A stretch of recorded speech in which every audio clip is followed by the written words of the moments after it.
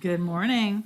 Welcome to the Tuesday, August 12th, 2025 regular closed session of the East Bay Mud Board of Directors. Director Gomez is absent and excused. Could you please do roll call, Madam Secretary? Director Chan, Present. Director Katz. Director Lewis, Here. Director Odie, I'm here. Director Smith, Present. President Young. I'm here. Okay, if members of the public are online and wish to speak on agenda or non-agenda items, please use the raise your hand feature in Zoom. Do we have any members of the public online? No public comment. Okay. Anybody in the room for public comment? None. Okay, well, in that case, we will now convene to conference room 8 to discuss closed session agenda item 1A to E, and we will return at 1:15. Thank you. Okay, welcome everybody to the Tuesday, August 12th, 2025 regular business meeting of the East Bay Mud Board of Directors. Can we please have roll call? Director Gomez is absent and excused today. Director Chan. Yes. Director Katz. Director Lewis. Here. Director Odie. I'm here. Director Smith. Present. President Young. I am here, although my mic isn't on. There, okay. With that, please join me for the Pledge of Allegiance. I pledge allegiance to the flag of the United States of America and To the republic for which it stands, one nation, under God, indivisible, with liberty and justice for all. Okay, we are going to proceed now with service awards for the last, I guess it's the second quarter of 2025. Manager Yeah. Chan? Thank you, President Young. We have Chad Thigpen here, our Senior Human Resources Analyst, to share with you employees who received service awards between April and June of 2025. Chad, welcome. Okay. Good afternoon, Board of Directors. Good afternoon. It is my pleasure to present to you the people who were recognized between April and June of this past year. Give me one moment. So I just want to start by mentioning that, their years of service reflect their commitment and loyalty to the district. Want to start by letting you know about the Employee Recognition Program. So these longevity service awards are just one of 4 aspects of our recognition program. We also have a peer recognition program. We do local celebrations, and then for the month of March, departments, work groups take extra time to recognize their employees.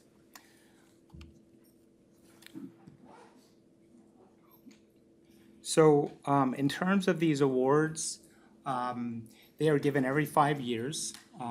And so for 5 years of service, it includes a district pin, a certificate, and a gift.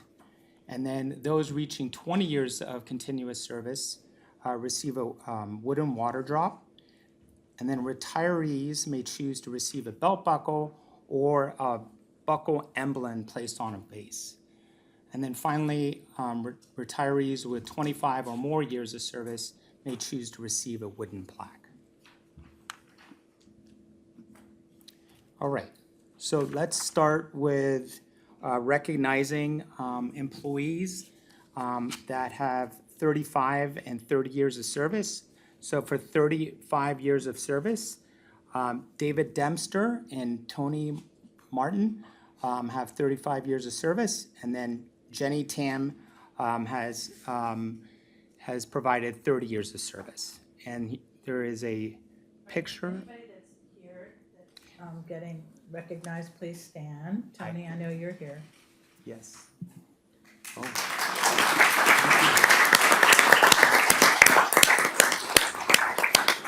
Thank you. Thank you for that. So I do know that there's a couple people that are in attendance. I will call them out if I know they were coming.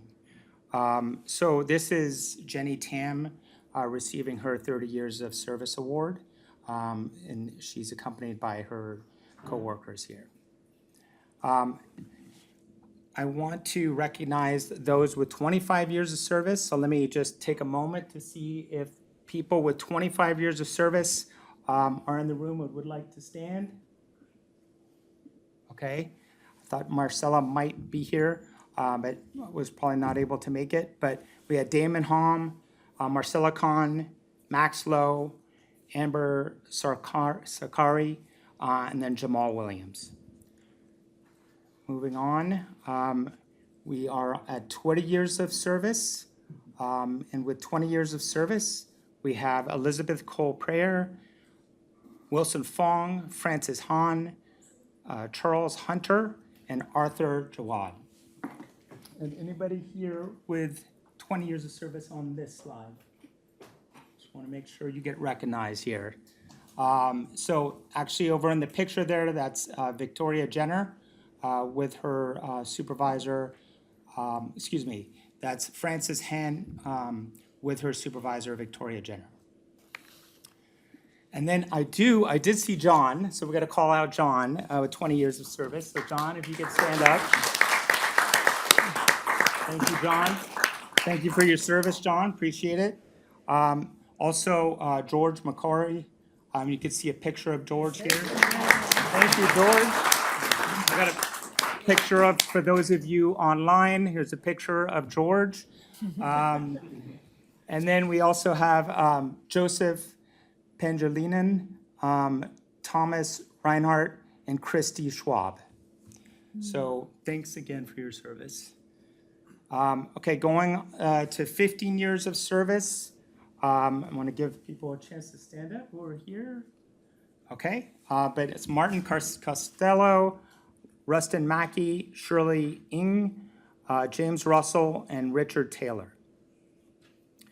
Moving on to 10 years of service.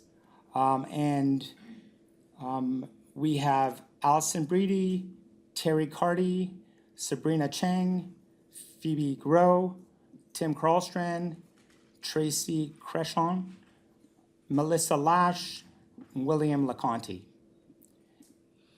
And here's some pictures here. Over on the left is Allison Breedy receiving her award with her coworkers.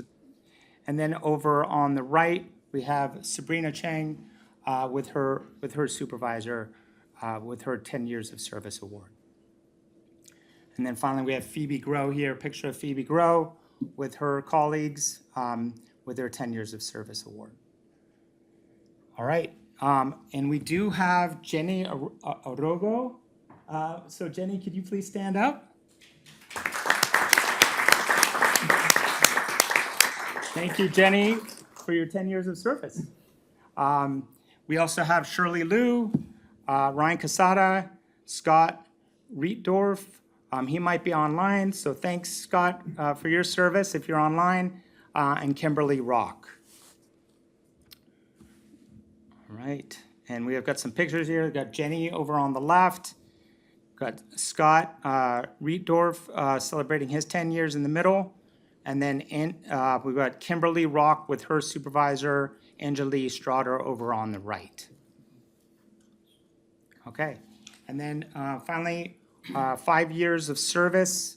And Adam Edgel, I think, might be on Zoom. So Adam, if you're there, thanks for your service.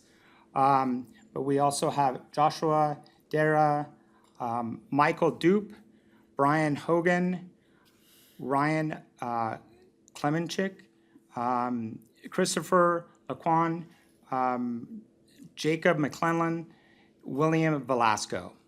And so that actually concludes the list of people who were recognized between April and June of this year. And I just want to thank you for your time and attention and for the service of all these employees. Thank you, Board.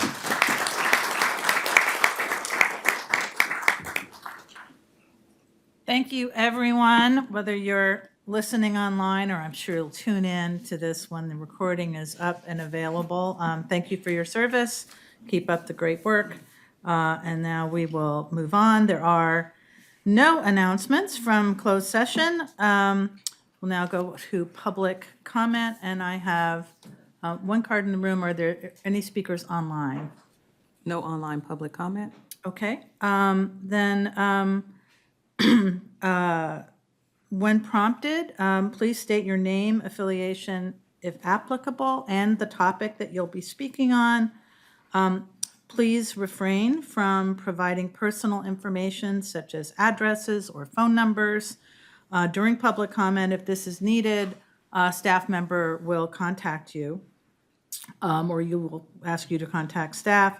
Our secretary will call names in order. You'll have 3 minutes to speak, but I do have the discretion to amend that time. I will not be doing that. The secretary will keep track of your time and inform you when your allotted time has concluded. The speaker card I have today is for Denise Gibson. Ms. Gibson, would you please come to the podium and tell us what's on your mind?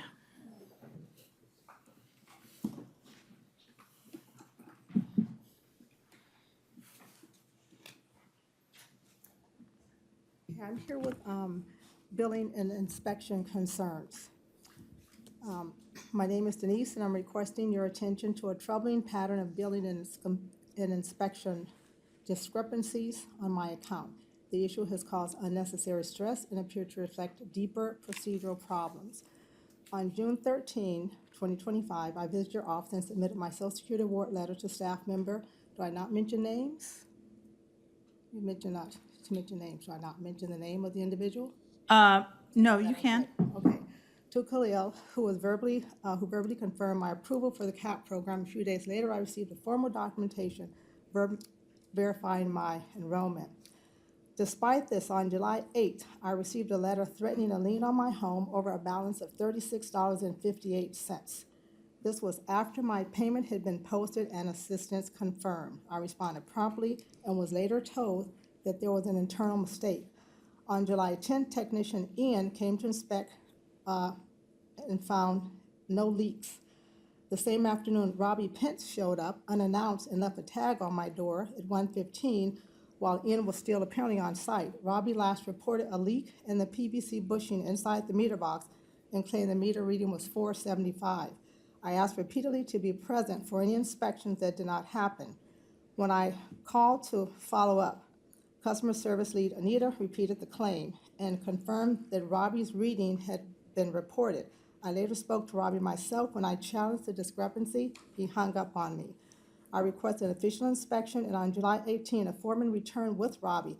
At that time, we confirmed the meter was 458, not 475.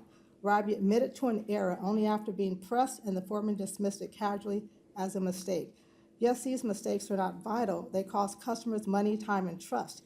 Additionally, Robbie showed up with a video of alleged waterfall from the meter box. It resembled heavy leakage, but I viewed the meter myself. No such evidence was visible. Both the foreman and Robbie offered vague answers and left without resolving their concerns.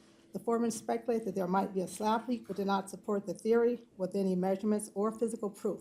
On the 29th, reading of 472. On July 18, reading was 458. And since I got my bill, it was 1 over 459. My meter usage increases by just 6 units, which aligns perfectly with my usage, including a brief sprinkler run on July 8. Robbie's claim of 475 was not only inaccurate, it was not supported by observable data. I believe either the meter was misread or fabricated and the inspection improperly documented. And what I'm requesting, I'm asking the board, know that you don't do it, but maybe whoever does, to conduct a full review of my account and inspection history, investigate EBMUD's leak inspection protocols, especially technician accountability, revisit procedures surrounding CAP participants and lien threats, implement stricter documentation and oversight standards for field visits. These errors are not just frustrating, they have real financial consequences, and the burden is placed entirely on the customer. Thank you for hearing my concerns and your commitment to transparency. Thank you, Ms. Gibson, for providing all of that information. Our Director of Customer Service, Andrew Lee, is here to work with you to sort through all of this. Yep, he's ready to talk with you right now. Thank you for raising that with us. Okay, there is no other public comment on, I don't have any cards for any items. We will move on to committee reports. The minutes for our July 8th, which seems like a very long time ago, Planning and Legislative Committee, Planning Committee and the Legislative Human Resources Committee minutes are in the agenda materials for today. We do have today an update from the July 25th UMRA meeting and this morning's Planning and Legislative Committee and the Planning Committee and the Legislative Human Resources Committee meetings. So let's start with UMRA. Director Smith. Thank you. It was a very interesting day, a long day that started on Thursday because I drove up there that night. But it was good. I learned a lot. So this event happened on July 25th. There, the governing board of UMRA, met. But before that, there was also a meet and greet with Blue Forest Conservation and sort of a coffee clutch for folks to get to know the people because we had new people on the UMRA board and new people working with them. So that was nice. During the actual UMRA meeting, we covered a few things. We approved, the minutes for the last board that met on April. We accepted the filing of the treasurer's report for second quarter fiscal year 2025. We approved a motion for phase 1 regarding forest project plan implementation report. The phase 2 was also approved by motion for the MAC Forest Health and Resilience Project report. We also approved by motion the fiscal year 2026 budget. And there was some significant discussion with that, but we did pass that. Discussion with possible action were legislative issue updates, but, we got through that part too. And everyone's fine, good. We also did a very interesting tour of the work that's been going on to help mitigate wildfires up that way. So for those who don't know, that's like in Amador County and up that way. It's beautiful, especially when it's, warm, but not too hot. The last time I was there, it still had snow caps on the mountains, and every time the wind blew, you just lost the heat. So anyway, it was wonderful. My alternate, Director Gomez, was also there for the tour.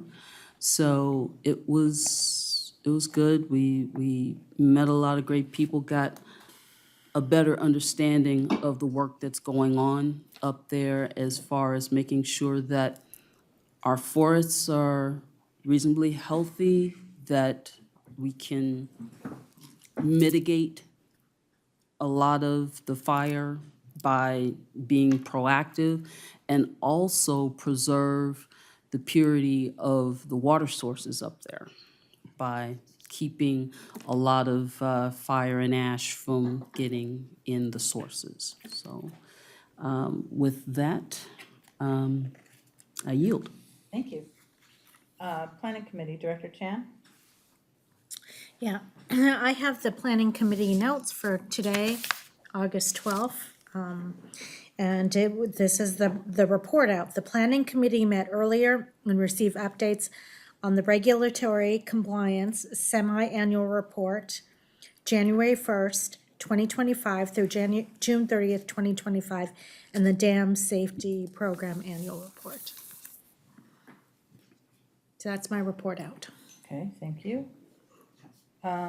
And from the Legislative and Human Resources Committee, Director Odie? Sure, thank you. I was honored to chair the committee in Chair Gomez's absence, and the Legislative Human Resources Committee met earlier today as well, received an update on all the good work in the Workforce Development Program, and that will be coming to the full board, and we also received a report on the board-appointed position process, and we're going to bring that back to the committee when the full committee is available. Okay, thank you for committee reports. Let us move on to consent calendar. Are there any comments from the public on consent calendar items? I don't see any. Anything online? No? Okay, are there any board members who wish to pull any items from the consent calendar for consideration or discussion? Okay, and hearing not, Move approval of items 1 through 16. Director Katz moves. Do I have a second? Second. Second by Director Lewis. All those in favor? Aye. Aye. Opposed? Abstained? None? Okay, passes unanimously. So that takes us to determination and discussion. We're now going to move to agenda. Bye, everybody. Go do your work.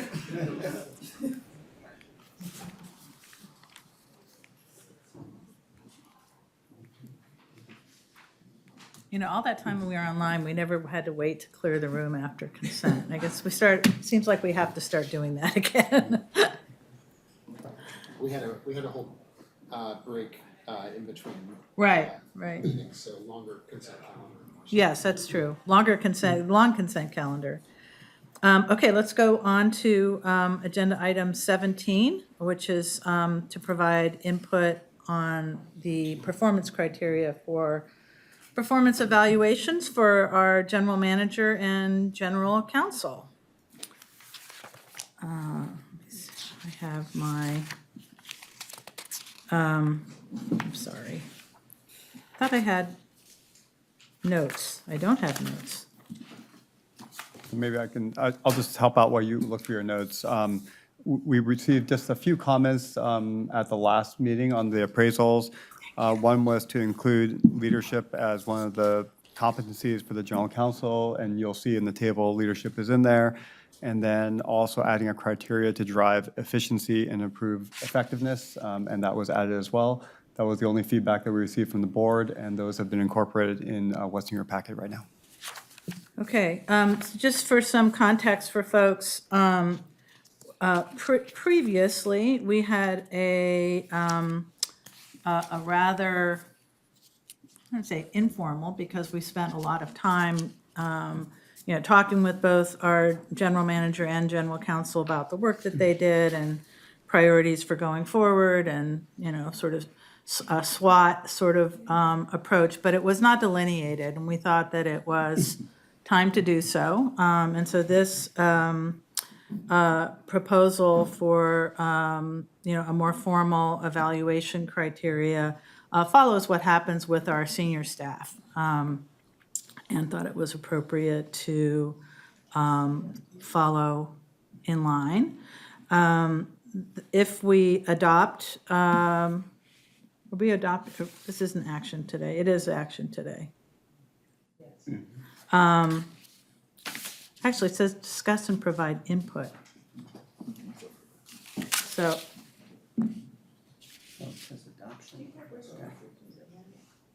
Oh, it does. Okay, sorry. I'm sorry. I'm adjusting to coming back from our break. That we will, if adopted today, We will do performance evaluations with the general manager and general counsel at our September 9th board meeting and closed session. At the board meeting, we will adopt or appoint an ad hoc committee to negotiate any amendments to the employment agreements.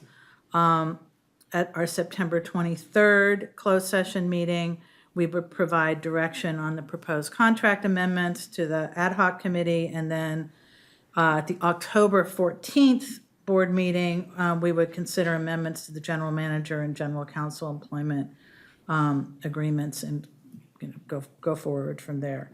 Is there any other discussion from board members? Director Lewis. Yeah, I just wanted to make sure I appreciate the incorporation of the comments, but that I made, but that it's clear that my focus was also on being consistent with our goals at EBMUD, including diversity, efforts in our internal hiring and our external selection of counsel. So I just wanted to make sure that that was a reminder. I wasn't so sure that it was clear in what I'd seen added. Thank you.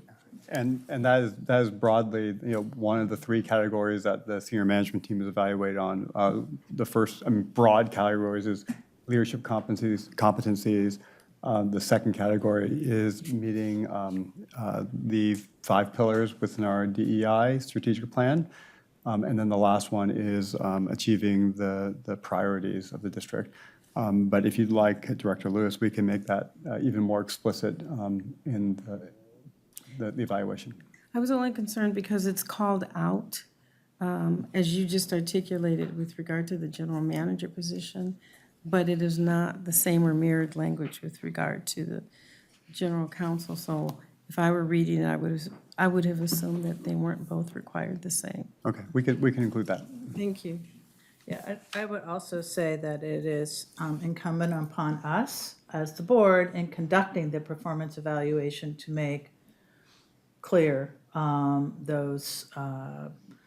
that evaluation and those priorities. That's our, that's on us as well. So I hope that each of us will take those responsibilities into our discussions with both of these gentlemen as we proceed. So just again, it was a clarity issue because I think I brought it up and we voted to Yeah. require it. I just wasn't sure if it was as clear. And when it comes to evaluation and the parameters, I really like us to be clear. Sounds good. Thank you. Jim? I just had a quick question. Just a quick question on the closed session next September 9th. How does that process work?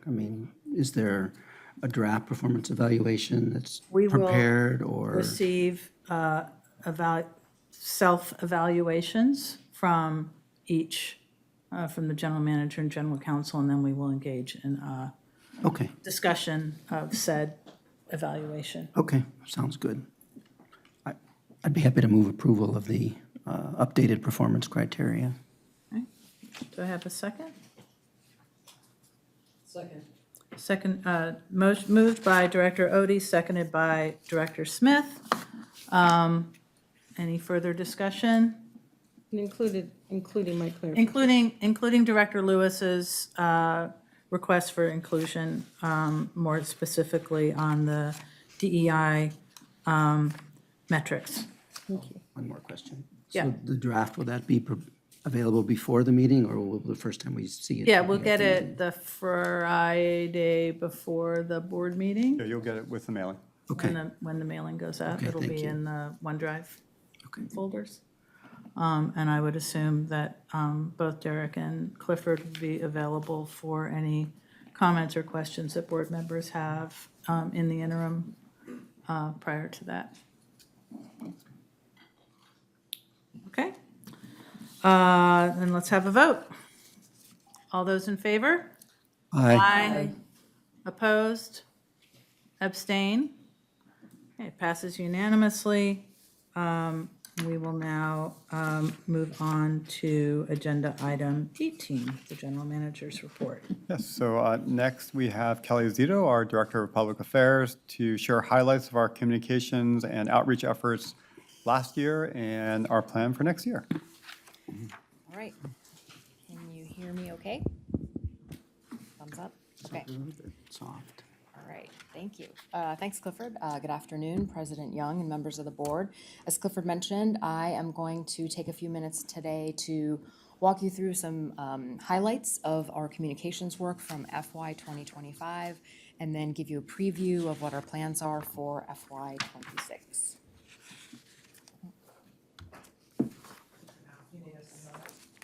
No. Oh, there we go. Gotta go to, okay. All right, here we go. Brief agenda here, just a very light touch on our communication vision and goals.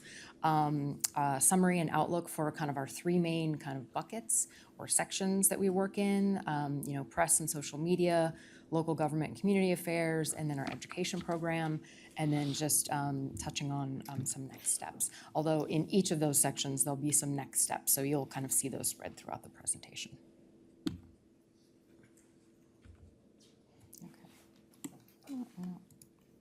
I'm just going to use the mouse. Okay. All right. So this is a little boiled down, but our communication vision really is about, the district being the kind of authentic storytellers for the district and supporting our diverse and dynamic East Bay community. We have two main goals under that vision, and one is to raise awareness of East Bay MUD as a vital and innovative part of the community. And then the second one is to really make sure that we internally are singing from the same song sheet and we're being as effective and as efficient as possible as we communicate as an organization. Within those two goals, we have kind of what we call our three messaging pillars, which are our deep commitment to providing high-quality water and wastewater services to the people and businesses of the East Bay. Second one is investing in the future, so that means kind of financially, from an infrastructure point of view, from a workforce point of view, and then lastly, environmental stewardship. So, good times. Okay. All right, so here are the three main buckets that I mentioned before. So we have three sections within my group. One handles, the stuff that you'll see on broadcast media or on the radio, media outreach, our social media channels, our print publications, there's print and then digital publications, and then also our exhibits, which I'll talk about a little bit later on. Community and government outreach, these are, Mona and the CAR team, which you folks interact with quite frequently out there, talking to people about a lot of the infrastructure work that we're doing. And then the last and newest part of our program is the education program. And I'll be going into a little bit more detail on that, about how we're expanding that very successful and very popular program going forward. So here's just broadly speaking, some of the priorities that we had for FY25. And you should all be fairly familiar. Budget and rates was obviously a big push through FY25, culminating in June. We had a number of key capital projects that we were working on through 2025, a number of new board members coming aboard, which required some support and introduction events for them. We also embarked on some new community partnerships, which I'll again talk about a little bit later. We did a workforce development campaign that was really successful that I will also touch on. And I'll note here that these were all kind of proactive efforts. The last two on that left-hand column, fire preparedness and golden mussel response, were really more reactive things that kind of came up through the course of the year, but that did take a lot of time and resources to communicate about. So for this year, some of it kind of follows through from next year. Some of these are perennials, but with the awareness about the LA fires and emergency preparedness in general, we think that is going to be a theme to focus on quite a lot in 2026. And we're talking about not just our system readiness, but how people in the community can be ready, how we can coordinate with local agencies, fire departments, cities, counties, et cetera.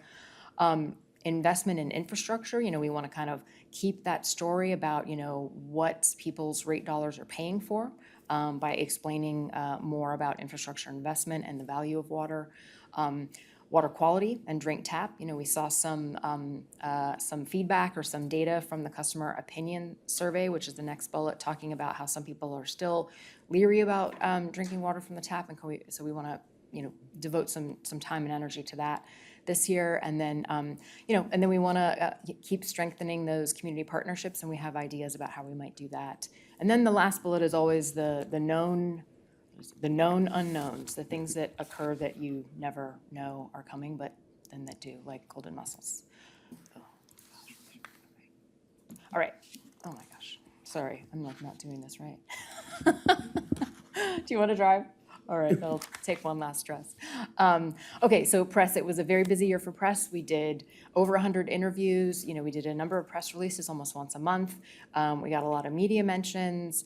We had a reach of 137 million, which means like the impressions that were out there in the digital world and broadcast world, basically delivered, almost $1 million worth of publicity value. So in other words, if we were paying for that amount of coverage, it would have cost about that much. And so again, a lot of these reflect what we talked about a minute ago. The only noting here, the salmon returns, which got a lot of pickup, and then we did do some intentional work around World Water Day as well. Next slide, yeah. All right, social media specifically. So we continue to grow. This is obviously a newer and always expanding area for us. We did well in, increasing our followers, but 16% growth overall was pretty good. We have invested some time and effort into videos. We had 53,000 views of those. I think the most popular one was actually, it was an HR video about recruiting for the high school intern program. So that one had the most views, and that might be reflected in this little collage here. Hot topics, as you can see online, were boat launch closures. Those were not popular, although the tide did kind of turn. Emergency preparedness, careers, and leak detection. And again, in all these areas, we're trying to broaden reach by collaborating or tagging or working with other agencies, sports teams, conservation, and industry partners, and I'll get further into that as well. Next slide. Videos. All right, videos. So more than ever, people are responding really well to videos online. These are kind of broken out by sort of more long-form video and then short-form video. Innovation is really one area where people are really interested in what we're doing, and so we worked on a kind of a spotlight video for the American Waterworks Association for their national meeting this past summer that featured a lot of what we're doing around innovation. And then we did a partnership with Total Energies, which was our partner on the Duffel solar array out there. So that was also a big effort. And then, and then we're also trying to, inject a little irreverence into our work. And so you have some little, snippets here of some videos that did really well, were a little more playful, a little more fun. We did Lego challenges with engineers, and they built things like, oh, here's the, Walnut Creek Water Treatment Plant, my model. And then, of course, if you haven't seen him yet, Alan Ackey as Shirley Holmes. Those are really cute, if you haven't had a chance to check those out yet. All right, next slide, Risha. All right, so this is a little bit more along the lines of publications, because some of them are print and some are digital, but, we have continued to put out our, every other week splashes, internal newsletter. We can sometimes get a really great open rate on that. Sometimes 80% of people open that newsletter, which is great because it's our main kind of way of connecting with our internal team. We added some new features, including this year, these new SMT member spotlights, kind of giving people a little bit more of a sense of what it's like to be one of the, leaders of the organization. Customer communication, a lot of these are, sort of our tried and true publications that we put out, some that we're required to do, such as the Annual Water Quality Report, Prop 218, and we also developed a lot of residential non-payment program materials as well. Next one, Misha, thank you.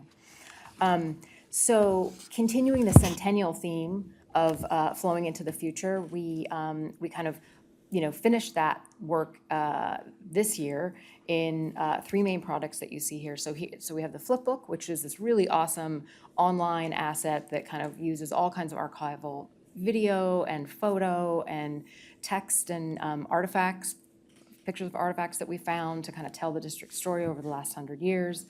We have the lobby exhibit on the first floor, which if you haven't had a chance to check it out, hopefully everyone has, but it's a really cool kind of physical embodiment of our story.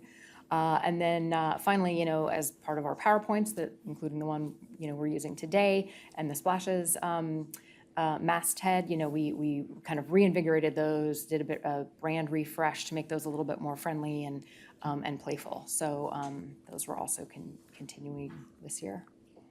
So here's the workforce campaign that I mentioned before. And so, we've been trying to look at new ways to get the word out about some key areas, CAP enrollment, infrastructure investment, and developing that workforce of the future.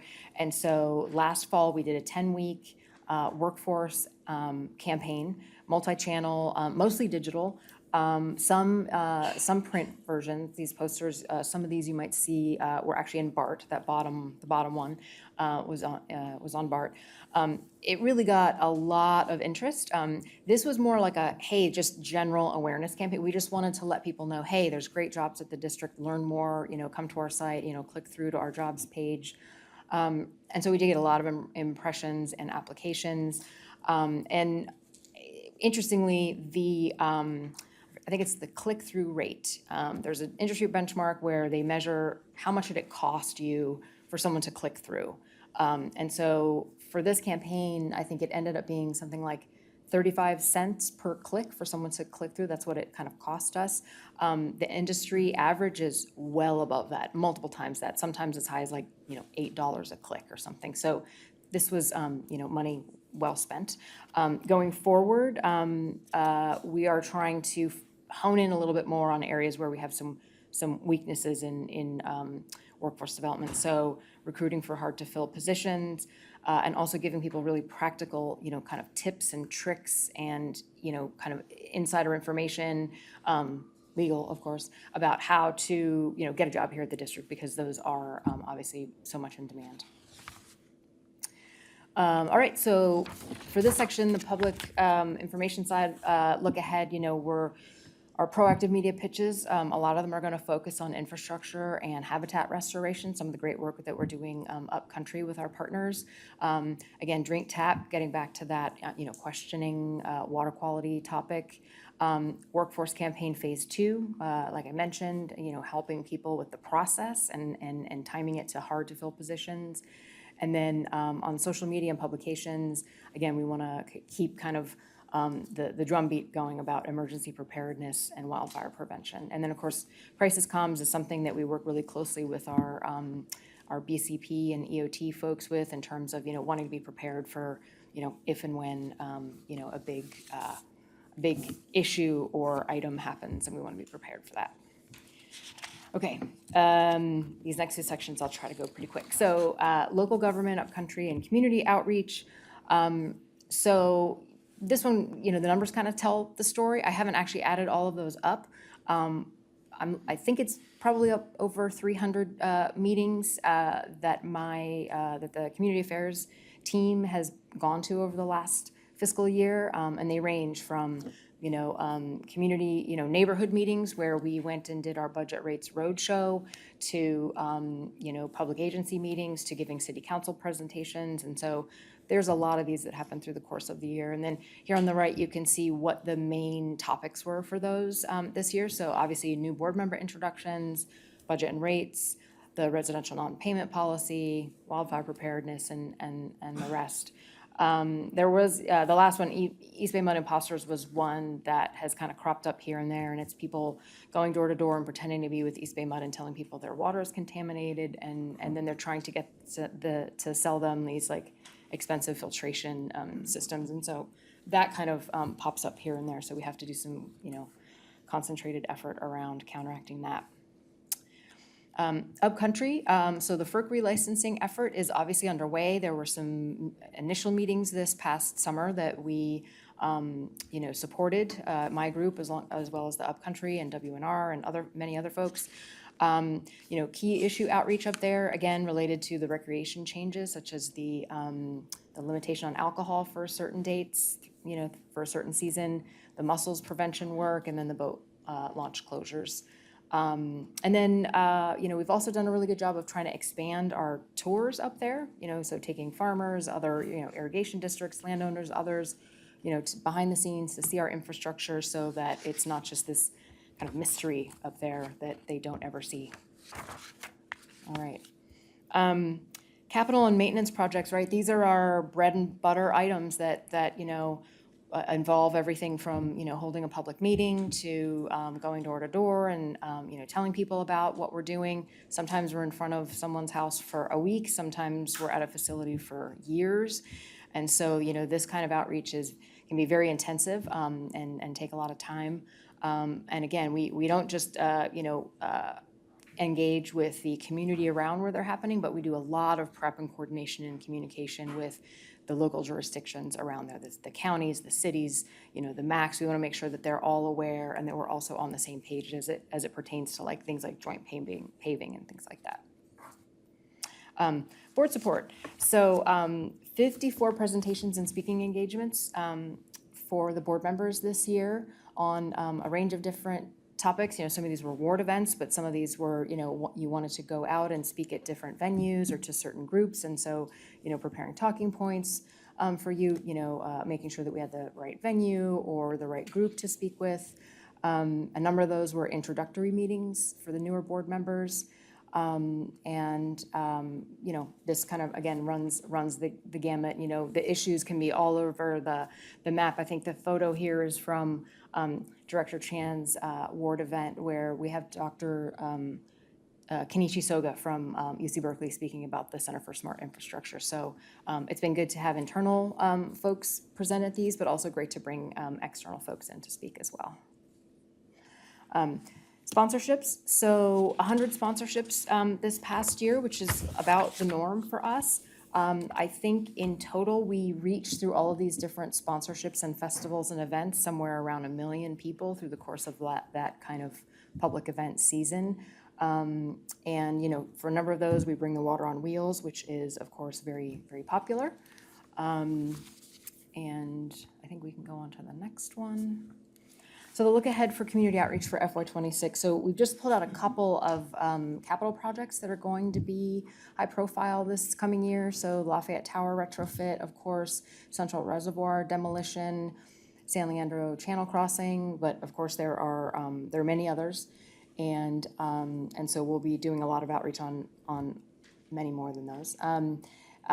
Collaboration with like wildfire groups, I think that interest is going to continue to be fairly high, and so we anticipate doing a lot more work with those folks, and of course we'll be working on the annual fire council event that we have here every year. We have the each board member's ward events, of course, through the course of this year. The first ones are coming up in October. And then, again, for next year, we've got about 24 public events planned so far. And I think we've got the WOW scheduled for, 15 at this point. All right, home stretch. Youth education. This is just the youth education slide. So this year we really kicked off the full complement of the youth education program. So we had 27 fifth grade field trips out into the watershed. We had 12 high school wastewater field trips. And then for these schools, we basically, we pay for 100% of the cost of getting the kids there on buses for the Title I schools and 50% for the non-Title I schools. We found that was a huge barrier to them in the past, and so this is a huge help to them. And just if you're wondering about the numbers, so we reached 715 students and 100 parent chaperones through the field trip work for the wastewater field trips, 425 students total. And then we've been also partnering with because we want to just also help the teachers get this, work these elements into their curriculum as well. So we had a couple of teacher trainings this year. We've been working with Project WET, which is the Water Education Foundation's program, Baywork, and Ignited, to host teacher trainings with over 50 East Bay teachers, so that they can kind of learn hands-on, they get a sense of the system, and they're a little bit more able to speak about the built environment in their classes. We continue to have good engagement on our Water Wednesdays and Water Walks. We did 8 Water Wednesdays this year, and I think in total we had about 1,000 live views, and then, say another 700 or 800 viewing the recorded versions. Water Walks, we hosted 9 of those, and again, those are also really popular. We've partnered with Lindsay Wildlife on some watershed hikes, and then we did one in Spanish this year, which was new. And I will say that one of the more popular Water Wednesdays was the one that we did where we had an outside speaker from USGS come and speak about earthquakes during October, during Safety Awareness Month.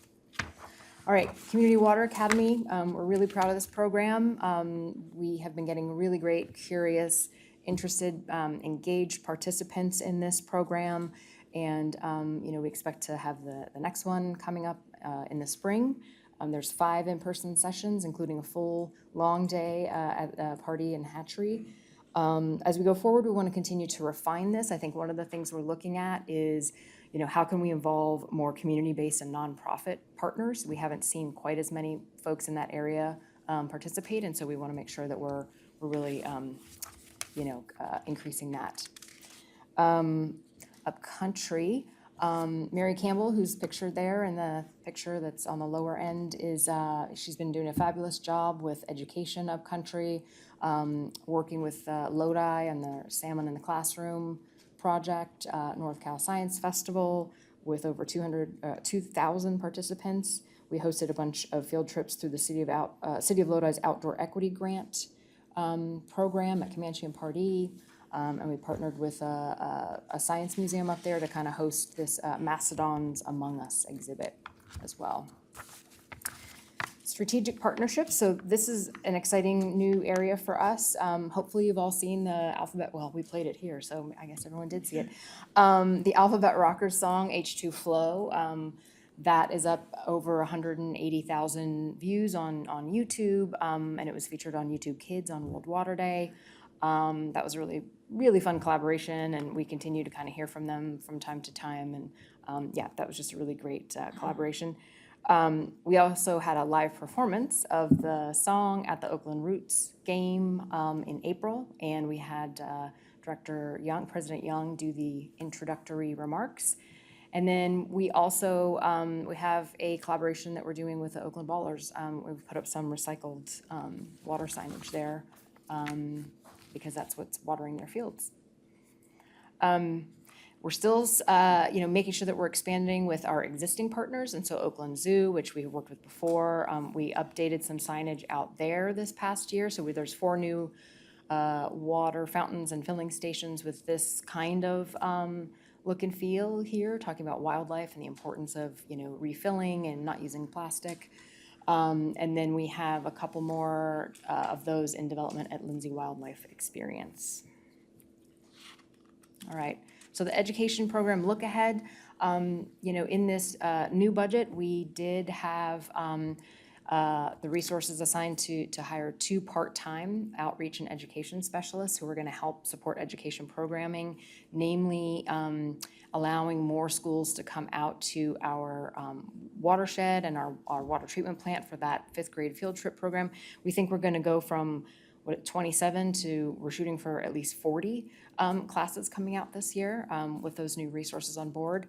We're developing STEAM kits, activity kits that, teachers can bring into the classroom and they can do water lessons, so they might not be able to get out into the watershed, and so this is a great way for them to kind of bring that curriculum into their classroom. And then we have some kind of coming up, important recognitions, World Water Day in March. And, we still want to keep exploring with our local museums ways to leverage some water exhibits in their spaces since they're very well traveled. All right, next steps. I know that was a lot. So, it's hard to encapsulate on one slide, but, we take this role really seriously. We love what we do. We like getting out in the community, educating people about what we do, helping demystify our systems. And so, we want to continue to enhance and improve what we're doing, refine what we're doing. We want to incorporate the customer opinion survey results into our plans, where there's some areas of, strength and weakness, for outreach. We want to take that on and make sure that we're kind of putting the resources where they need to be. And then, of course, our plan is to come forward once a year to kind of give you all a sense of what we've been up to and what we have planned. So with that, I think I took one breath. I don't know, I didn't count one. Okay. I have some questions, but I bet other people have questions or comments to throw in.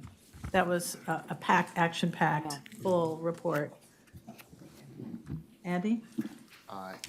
It is hard to follow that presentation. Yeah, I sorry. don't mean There's a lot. logistically, I mean like it's hard to follow and contribute, comments that build on it, because the overall success of the communications outreach and education program has been so successful. And I mean this, kind of thinking back, to a time at the board where we were struggling about, do we even get on social media? It's kind of silly to think that we were even having that debate back then, because look how far we've come, and it's really impressive. So I want to applaud that, particularly the versatility of approaching different mediums and doing a reasonable job. It's hard to get it, perfect every time. It's hard to get it even close to that. But I'm seeing in a lot of what you're showing real attempts at authenticity and showing the human side of the district. And that's it's not just the right way to present ourselves. It works. People engage with it more, and we are more successful in getting our message out there better. And so I can tell that this is working in some degree on social media. And I would suggest, though, that while some messages are skyrocketing because they land on something that's really resonating, like job seekers or one particular hot message, but all of our messaging is important to some degree, so I would stress not to be discouraged by the lack of engagement on some topics. And in the aggregate, know that like the way social media works is once a channel is getting attention from a user, they'll push the rest of the channel out to that person. So we should still continue to approach all of our messaging, that's important to us, because we can use the attention grabbing high yield messaging to driving overall engagement to our channel. So that's a suggestion there. I'm seeing I want to encourage, you didn't report out like metrics that help us assess whether we're really reaching everyone.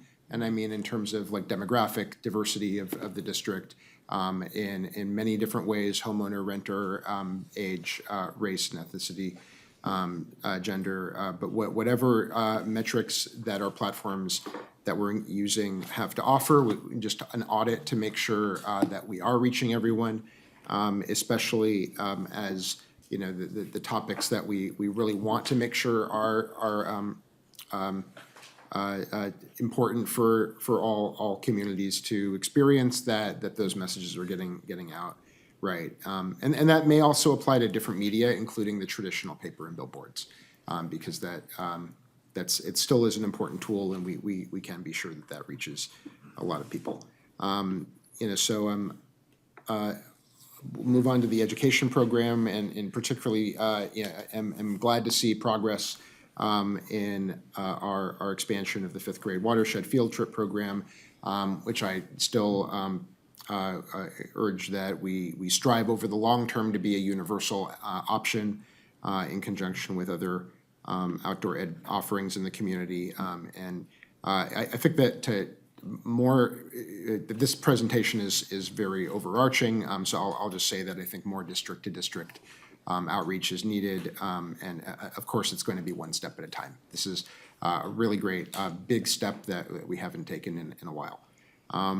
And also would applaud that there was no time wasted in getting our community survey findings integrated into the best value messaging at the top of the pipeline. You know, I noticed that we're already helping customers appreciate the value of the water, you know, using results from that survey.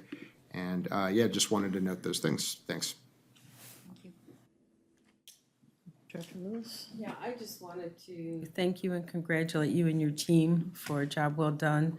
As you noted in your presentation, there were a number of things that were driving and required this year for us to do communication.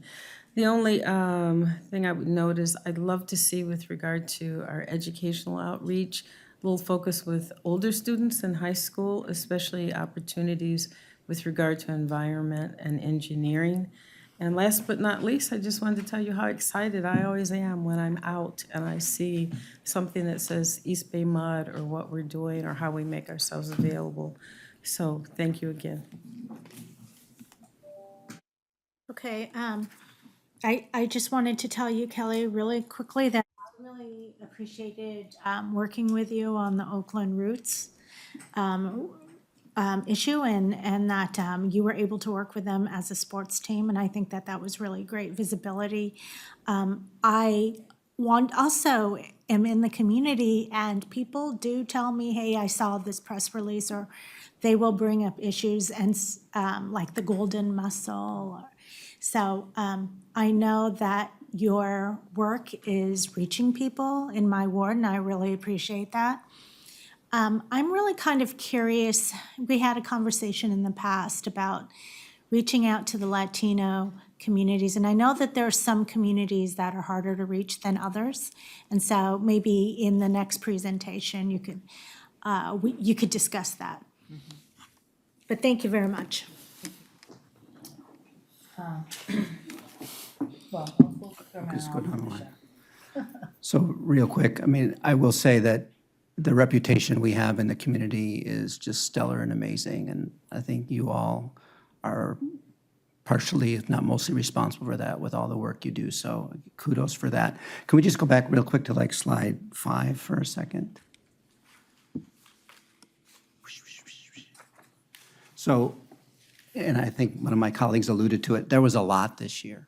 Yeah. Right? And, you know, especially for us new board members, you know, we had the budgets, we had the rates, we had the capital projects, we had the, not even on here is the labor contracts, we had the Prop 218 study, you know.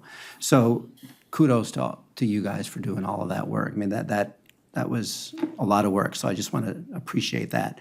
And the new board member onboarding, I also want to give a shout out for that because, you know, well, besides all three of us bonding and, you know, having now a long-standing relationship, you know, that's going to withstand and survive the board, I felt totally supported.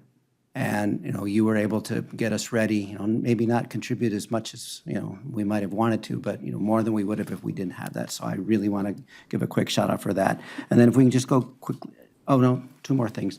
And then I think you said it, you know, there's things that you don't know what's going to happen, right? And the golden mussels is probably the biggest one of those, and even fire preparedness. There was a chance that, you know, if we didn't get the messaging right on fire preparedness, that people were going to think that it's, you know, our fault if something happened in Oakland, in the Oakland Hills or in Lafayette or Orinda. And I think, you know, your proactive work there really helped, you know, change the narrative after LA. And then 18, maybe we can go to 18.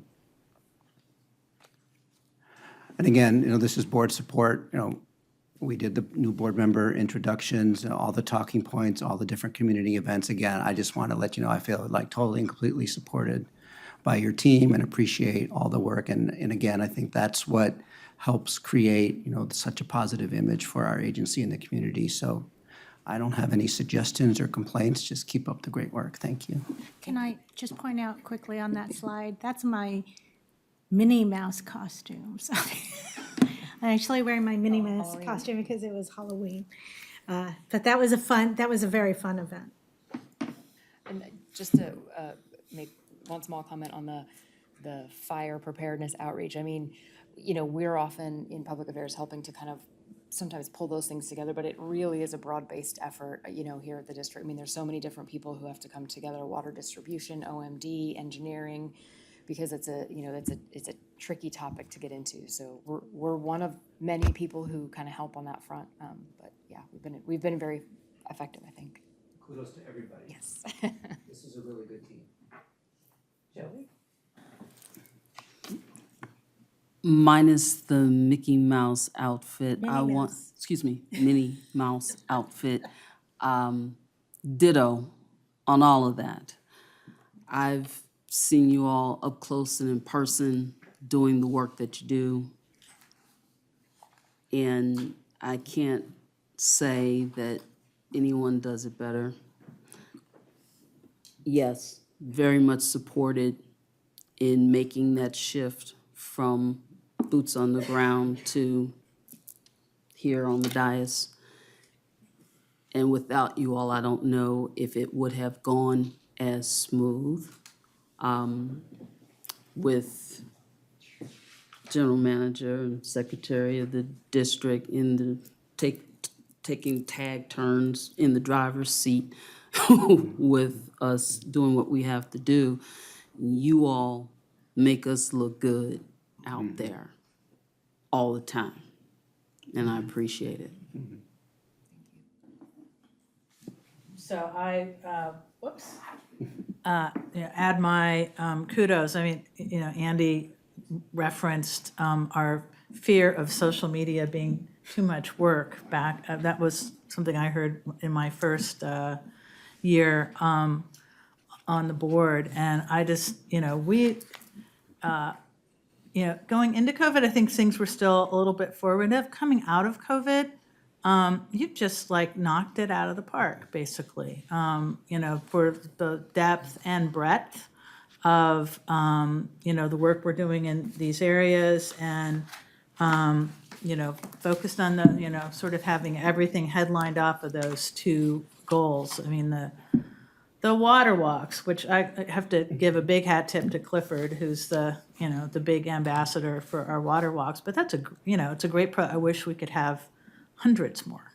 The academy, again, twice a year, 3 times a year, more diverse, more people. Because it's a great, it's a great thing. The one thing that I notice as an absence is the bay and the bay stewardship. And to just, I know it's not absent, but in terms of talking about how do we, connect to the health of the bay, and clearly the wastewater treatment plant, does connect to that. But I'm curious, could we coordinate, for instance, or collaborate with Save the Bay and their Canoes and Sloughs program, if it even still exists. I'm not sure it does, but they take, primarily Title I school kids out on the estuary. And could we, come and do a thing with them or provide them with a thing about how what they do when they flush the toilet impacts the health of the bay. And then when you talked about Lindsay Wildlife and, who's the other? Oakland Zoo. Oakland Zoo, there's also, East Bay Parks has a number of great, environmental education centers at Tilden and Crab Cove, and I know there's, plenty of others that, make sense to support with that. Yeah, and I have had this one, I'm trying to figure out how to move social media in one of the other jobs that I have. And I'm wondering, have we done I know the Alphabet Rockers are influencers. Have we ever thought about, are there influencers that we could develop relationships to drive or amplify our, social media presence and following? Have you guys thought about that? Yeah, and I think we actually have had some discussions with some local influencers about things. I think either the timing or the fit wasn't quite right at the time, but yeah, we are kind of looking at that as a way to kind of leverage their audience or whatever it might be to get some of our messaging out. Yeah. Great, Thank you so much. It's just great work, everybody. And everybody that stands behind you that make it possible for you to get out these amazing messages, right? Because if we weren't, if everybody wasn't doing the work, there wouldn't be a story to tell. So, thank you. Yeah, it bothers me that I can't like all your posts. What, because some other board member has liked them? Well, I just don't, to try to avoid that. But know that I'm cheering for you, and I tell other people, and I share them. I think sharing counts as much as liking, actually. Well, I mean, I share it to my one page and let it go for that. Okay. We know you're all liking it, but we got to make sure the general counsel is happy too. So. And I don't know if everybody noticed, but Director Smith is in the slide deck as well as April and her The salty lady. Minnie Mouse. I don't know how you managed You didn't see that picture. I saw it, but it was taken from very far away. Good camera. Well, you were right there next to us on the shoreline, so we had lots of opportunities to take good pictures of you and all the kids. So thank you, Kelly. Thank you to the team. Thank you, everyone who worked on this. Attached is the monthly report, and at your places is a speakers bureau, and that's the end of my reports. I would like to note one thing on the Speakers Bureau report that I noticed, which is that on the 23rd of August, Director Odie and myself will be at the Oakland Ballers game. I will be throwing out the first pitch. Jim will be making some kind of pithy statement. So if we could correct that. I'll embarrass myself by not making the ball over the plate, and I did do slow pitch when I was younger, so if they let me do an underhand, I have a decent shot at crossing the plate in the strike zone. We'll see. Okay. If there are any other items for future consideration, I haven't heard anything. I'm wondering actually if the communications report shouldn't happen maybe twice a year, given how much there is. And then, is that too challenging? And then we have director comments is the last thing. So if you've already submitted your comments, written comments or reports, thank you. Do we have any verbal comments or reports? Start at this end of the room, Director Smith. Thanks. I have them written down. They're sent out, but there's a couple of things that I really wanted to make sure that I emphasize. I personally am out there. I'm seeing our folks doing things. Anquise and her teams at the different cap tabling events that I attended. I got a text with a follow-up phone call from someone that I know in East Contra Costa saying, I was at the Lafayette Reservoir with college friends, and Quindy is excellent there.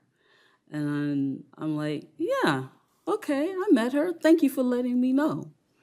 It's so refreshing to hear those types of comments because, you know, folks tend to only talk about what hurts them, bothers them, whatever. If it feels good, they just gloss over it. So I want to make sure that folks know. And on a personal note, I was so well taken care of up country. I want to send a shout out, thank you to Lorna and Casey at McComely, Watershed, Michelle, Alice, and Chuck. It's nothing like working with people who are in the same mindset as you with how important the work is, and they do it with a smile. They are pleasant, and this was even before I got elected, but they want to make sure that I understand what it is that I'm looking at, that I'm going to report out on.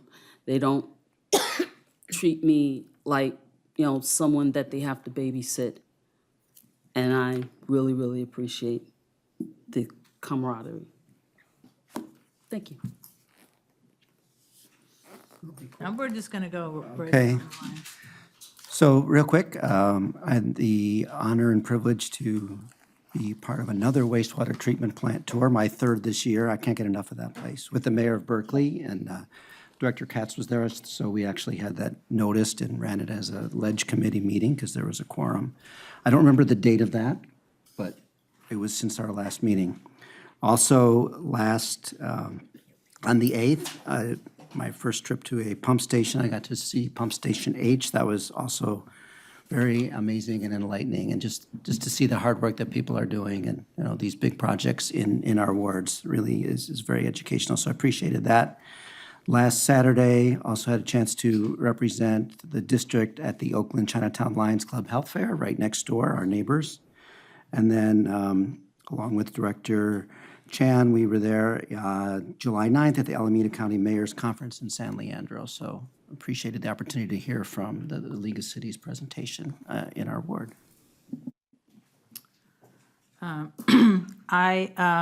Couple things happened during the break. One, EBMUD sponsored the Clean Water Actions and Clean Water Fund's annual Making Waves event. Clifford and I contributed a private wastewater treatment plant tour, and followed by lunch or brunch, which is on me, actually. And it was the top bidded item at the auction. We actually gave two of them away and raised almost $1,000 on those two items for clean water, which is great. It was a fun evening. And then last week, this is Tuesday, so it had to be last week. I attended we had a meeting with Orinda and Moraga representatives at the Watershed Center to hear from the proposer for Cal Shakes, or the successor to the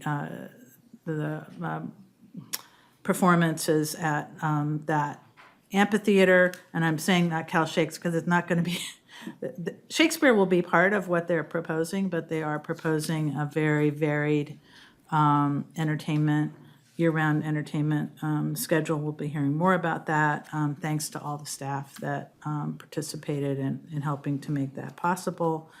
And then coming up, as I mentioned, we will be at the Oakland Ballers game on August 23rd, which is highlighting their commitment and use of recycled water. And then I will be attending the Unionist of the Year dinner, the evening before that. Okay, I wanted to just ditto what Director Odie said about the San Leandro Mayor's Conference. So we both attended that, and that was seemed like a long time ago. I think that was a month ago. So anyway, we did hear from an energy company, Evite. Yeah, and so. You did the tour because you were on time. Right, I did do a tour because I was on time. Okay, anyway, that was it, thank you. I just wanted to say, I had I guess you could say, opportunity to be in Flint, Michigan recently, and I don't know if if that perks your ears up if you deal with water, but as you all may recall, that after the automotive industry left, the city was there, they had significant financial problems, and they switched from what had been their primary water source to the Flint River, which had studiously been avoided. The water was contaminated, and certain of the chemicals in the water reacted even worse with the pipes in the city and ended up with children having adverse reactions. They had lead poisoning, et cetera. Anyway, to say, if you don't think what we do is important, and I don't care what you do, if you go to the meter, if you're answering the phone, if you're making executive decisions, know that what you do is phenomenally important. You make a difference in children's lives, in adult lives. It really impacted seniors, their bones, and things like that. And once the pipes were bad and the city had a reputation, if it was already undergoing significant economic challenges, you can imagine. It really was, it was quite depressing to look at. I don't want to be Debbie Downer. What I wanted to say to you is don't think that you just come to work every day. You come to work every day and you make a real difference. Please remember that every day. It gave me a different sense of the job that I do. And also wanted to say that our water tastes better than Chicago's.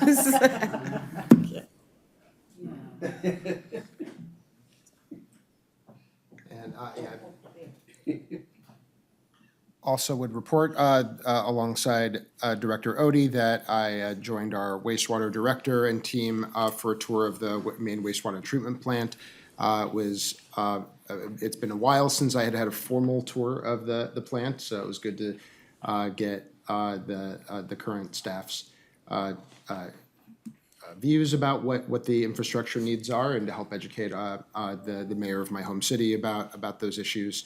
And we also, I've also been engaging in some monitoring conversations of state legislation around the cap and trade program, with the possibility that there's a number of issues in play, but there may be discussions around funding for workforce transition related to climate, where I think the district could play a role. So I've alerted our staff to the stakeholders and pointed out our board's previous support for workforce development funding. It's unclear whether this will actually be part of the legislation or not. But because I'm involved in some of these conversations, I want to share with the board that this is going on, just so that I'm providing that update. And before I yield, Madam President, are you intending on acknowledging the passing of Director Chris Peoples? Or should I say something about that? I was not made aware. Okay, yeah, I makes sense, and I would like to state for my own acknowledgement and memory of former Director Chris Peoples from the AC Transit Board of Directors, who served for decades as the at-large member of the AC Transit Board, and then later serving Ward 1, covering Albany and West Contra Costa County. We had, the district interacted with Director Peoples at one point over he was such an advocate for advancing hydrogen and was very much applauding our efforts to create an opportunity for expansion of hydrogen at our wastewater treatment plant. He was enthusiastic about the possibility at one point of trying to get our hydrogen from the main wastewater treatment plant to AC Transit, where they could power their buses, because he had a big vision of expanding that. Unfortunately, that's not technically feasible under current safety standards, and there's a good reason for that. And he was. I remember how remarkably accepting he was of that reality, because otherwise he was known to be very bullish about the hydrogen program at AC Transit, but was most known for being supportive of transit equity and raising a voice for people who are transit dependent, as he was. And that's the acknowledgement I wanted to leave for my colleagues here in his memory. Director Smith? One last thing. I was so excited, but UMRA is now celebrating their silver anniversary. Been around for 25 years. And that's a big deal, doing the work that they're doing and just growing, and lots of appreciation for that work. I hope we will make that a feature of the upcoming party barbecue. Seems appropriate. And thank you for remembering Director Peoples, a real fixture in the local governance, and was always just so impressed by the fact that I'm right now carless, so I'm mostly on a bike, which he wouldn't have been able to do, but you know, the importance of transit and his service. So thank you for that. And I'm going to leave it as a secret, but it is somebody's birthday today who sits up here, and she doesn't want anybody to know about it publicly. But if you know, and you see her between now and the end of the day,